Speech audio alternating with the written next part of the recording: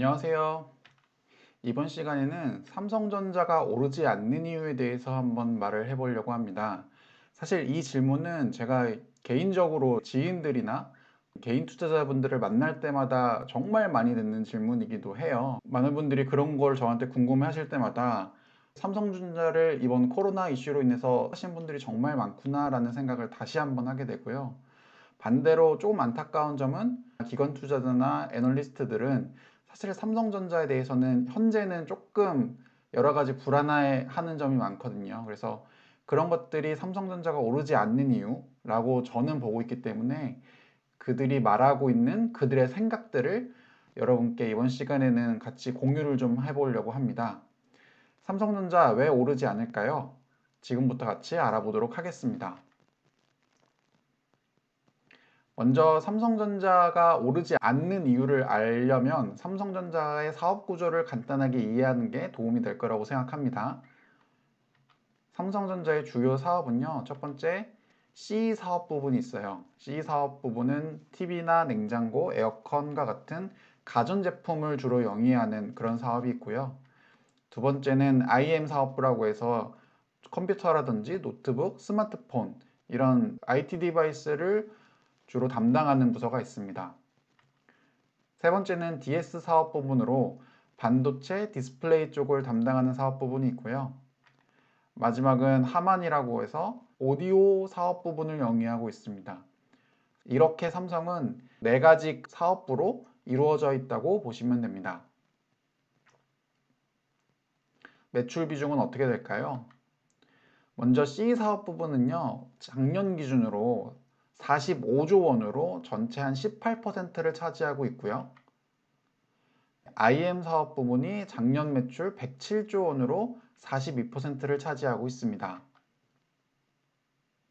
그리고 DS 부분, 그러니까 반도체와 디스플레이 쪽 담당하는 사업 부분이 95조 원으로 37%를 차지하고 있고, 오디오 사업 부분 하만 외 기타라고 해서 7조 원, 약 3% 부분을 차지하고 있습니다. 그럼 삼성전자가 앞으로 발전을 하려면 중요한 건 이제 IM 사업 부분, 그 다음에 DS 부분, C 사업 부분이 긍정적인 전망이 있어야 삼성전자의 비전이 더 좋을 거라고 볼 수 있겠죠. 그럼 C 부분은 지난 3년간 실적이 어땠는지 한번 살펴보겠습니다. C 사업 부분 같은 경우에는요, 2017년 매출이 45조 원이었고요. 2018년은 42조 원으로 3조 원 정도가 역성장했었고, 2019년은 45조 원으로 늘었지만 사실 3개년 평균으로 봤을 때는 뚜렷하게 성장하지 못한 부분이 바로 C 사업 부분입니다. IM 사업 부분은 어떨까요? 2017년 IM 사업 부분은 107조 원을 기록했고요. 2018년은 101조 원으로 마찬가지로 18년도에 역성장을 하게 됩니다. 2019년도 CE와 2017년과 비슷한 수준의 매출 규모를 기록하게 돼요. 즉, 지난 3개년간 꾸준하게 매출이 지속적으로 성장하는 모습을 보여주지 못했습니다. DS 부분은 어떨까요? DS 부분은 2017년에는 108조 원, 2018년에는 119조 원, 그리고 2019년에는 96조 원으로 작년 대비 역성장하는 모습을 보여줍니다. C 부분도, IM 부분도, DS 부분도 지난 3년간 뚜렷하게 성장하는 모습을 보여주지 못한 게 현재 상황이에요. 주가가 빠르게 오르지 못하는 첫 번째 이유는 말씀드린 것 같은데요. 실제로 첫 번째 이유는 C 사업 부분과 IM 사업 부분의 전망이 그리 밝지 않다는 점이에요. 같이 기사를 하나 살펴보겠습니다. 대형 스포츠 대회 줄줄이 취소, 울고 싶은 가전산업이라고 해서 코로나19가 미국과 유럽으로 확산되면서 TV 등 가전산업에도 타격이 불가피해 보인다. 코로나 여파로 유럽축구연맹은 17일 유로 2020을 1년 연기한다고 밝혔다. 아울러 오늘 7월 도쿄에서 개최될 예정인 올림픽 역시 정상적인 개최가 불투명한 상황이다. 가전사업 부분 같은 경우에는 이런 큰 스포츠 산업이 굉장히 큰 호재가 됩니다. 큰 스포츠 산업을 통해서 매출이 더 증가하는 경우가 있는데, 이번에는 코로나로 인해서 이런 대형 스포츠 대회가 줄줄이 취소되면서 C 사업 부분이 작년보다 더 큰 매출을 보여줄 수 있을까에 대해서는 아직은 물음표가 남아있는 상황이라고 볼 수 있어요. 그러면 IM 같은 경우에는 어떨까요? IM 사업은 삼성전자 2분기 가전 휴대폰 충격 올 듯이라는 기사를 볼 수 있는데 증권가에선 2분기 스마트폰 사업의 영업이익은 1조 3천억 원 선에 그쳐 1분기 대비 반토막 날 것이란 전망도 나온다. 스마트폰 같은 경우에도 아무래도 코로나 영향으로 인해서 수요가 많이 줄어든 상태고 CE 사업 부분 같은 경우에는 코로나 영향 더하기 대형 스포츠 대회가 줄줄이 취소되면서 하반기 매출 전망이 그다지 밝지 않다라는 것을 알 수 있겠죠. 그럼 또 다른 사업 부분인 DS 사업은 어떨까요? DS 사업 같은 경우에는 바로 미국, 중국 간의 무역 전쟁이 현재 큰 화두가 되고 있어요. 이 기사를 보시면 아시겠지만 반도체 공급 끊겠다, 화웨이 초고강도 압박이라는 기사를 볼 수 있는데요. 미국은 화웨이로 들어가는 반도체 공급을 끊겠다는 내용을 얘기를 하고 있습니다. 만약에 화웨이가 반도체를 제대로 받지 못해서 매출이 줄어든다면 사실 그 문제는 우리나라 삼성과 SK하이닉스에도 큰 영향을 미쳐요. 18일 한국무역협회 무역통계집계에 따르면 지난해 우리나라의 반도체 수출액 중 대중국 수출액은 전체의 39.7%에 이른다. 총 수출액 939억 달러 중 373억 달러가 대중국 수출이었다. 두 번째로 많은 홍콩 수출 물량 중에서도 일부는 다시 중국 내륙으로 간다는 점을 고려하면 실제 대중국 수출액은 이보다 크다라는 걸 알 수 있어요. 즉 화웨이가 계속 매출이 부진하면 부진할수록 사실 기존의 화웨이의 제품을 납품하는 삼성과 SK하이닉스 반도체 같은 경우에도 타격이 어느 정도 피할 수 없다. 즉 CE와 IM 사업 부분에 이어서 DS 사업 부분도 현재 굉장히 많이 혼란스러운 상황이다라고 볼 수 있습니다. 이 기사 같은 경우에는 TSMC 파운드리 업체 중 세계 1위를 차지하고 있는 업체인데요. TSMC가 대만 업체예요.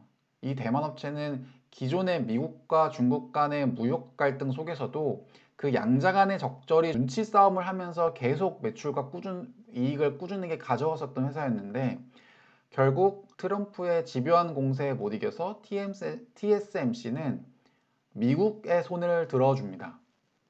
세계 1위 파운드리 업체인 대만 TSMC의 최첨단 공장을 미국에 유치한 것이다. 세계 최대 통신 장비 업체인 중국 화웨이를 연지하는 데 그치지 않고 화웨이를 고객으로 둔 TSMC까지 압박해 이뤄낸 성과다. 뉴욕타임즈는 TSMC의 공장 유치는 트럼프 대통령에게는 승리라고 보도했습니다. 다음 기사를 보면 결국 그 결과 TSMC가 중국 화웨이로부터 새로운 주문 접수를 중단한다고 보도자료가 나옵니다. 화웨이는 TSMC에게는 두 번째로 큰 고객이고 그럴 만큼 이 거래 중단 결정이 간단한 것이 아니에요. 즉 TSMC가 미국에 120억 달러 투자를 한 것뿐만 아니라 결국 화웨이에도 반도체 공급을 결정적으로 중단하게 되는 큰 이슈가 터지게 됩니다. 사실 그러면 SK하이닉스나 삼성전자에게는 더 좋은 거 아니냐라고 볼 수도 있어요. 이 기사 같은 경우에는 TSMC의 결정이 파운드리 사업의 비중을 확대하고 있는 삼성전자에게 큰 기회가 될 수 있다는 기대감도 나온다. 김양재 KTB 투자증권 연구원은 보고서를 통해 미중 무역 갈등이 불거지면서 중국 팹리스 업체가 TSMC 파운드리를 이용하기 어려워졌고 반대로 미국의 팹리스 업체 역시 중국의 SIMC와 화홍 파운드리 이용이 껄끄러워지면서 삼성전자의 반사이익 가능성이 확대됐다라고 얘기를 하는데요. 많은 애널리스트는 사실 이 얘기에 동의하는 편은 아니에요.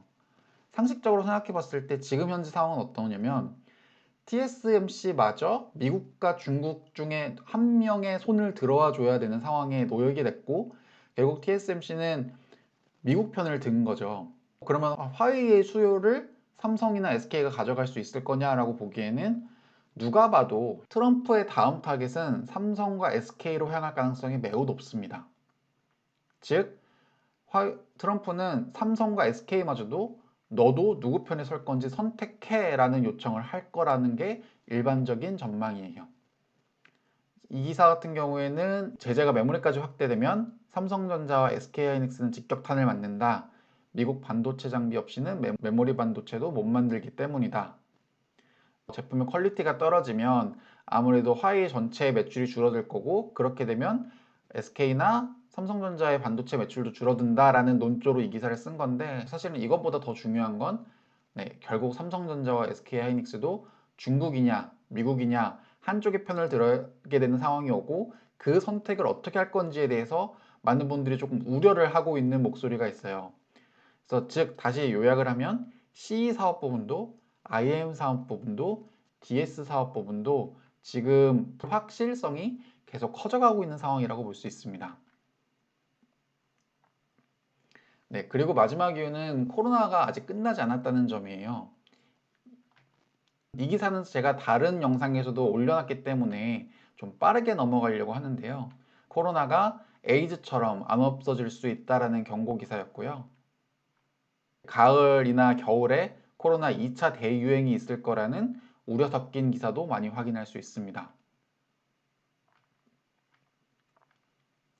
어린이 계절 확산 같은 코로나가 단순히 코로나로 끝나는 것이 아니라 2차, 3차 변이 된 질병이 계속 나타난다라는 기사를 통해서도 코로나가 좀 쉽게 가라앉지 않을 수 있다. 올해 말까지는 지속적으로 계속 코로나 영향을 피할 수 없다라는 기사가 있고요. 네, 코로나 백신이 개발돼도 상용화되기까지는 꽤 많은 시간이 걸린다. 즉, 코로나는 상당히 오랜 시간 동안 지속될 수 있다라는 내용입니다. 이 확진자 누적 추이를 보면 이 미국과 유럽의 5개국, 이란, 중국, 한국은 확진자 누적 추이가 어느 정도 일정해져요. 즉 빠르게 튀고 있는 상황은 아닌데, 반대로 러시아나 중남미 10개국 같은 경우에는 아직도 코로나 바이러스 인한 확진자가 계속 증가하고 있거든요. 여기서 발생하는 확진자 수가 다른 미국이나 중국, 한국으로 입국했을 때 또다시 2차, 3차 바이러스가 계속 퍼질 수가 있기 때문에 그런 부분에 있어서 코로나가 빠르게 안정되지는 좀 어렵지 않을까. 그리고 코로나 바이러스가 계속 이어진다면 스마트폰이라든지 가전제품에 대한 수요가 계속 회복이 안 되고, 그렇게 되면 삼성전자에 있어서는 매출이나 영업이익을 확보하는데 좀 많이 어려움을 겪을 것이라고 많은 투자자들은 판단을 하고 있습니다. 결론입니다. 삼성전자가 주가를 빠르게 회복하기 위해서는 세 가지 존재 조건이 해결이 돼야 돼요. 첫 번째, 코로나는 조기 안정화가 되면서 삼성전자 제품에 대한 수요가 빠르게 회복이 돼야 되고요. 그리고 마지막은 미중 무역 분쟁이 조금 완화되면서 반도체 사업 부분에서도 향후 성장할 수 있는 시장 가능성이 열려야지 삼성전자는 좀 회복될 거라고 보여져요.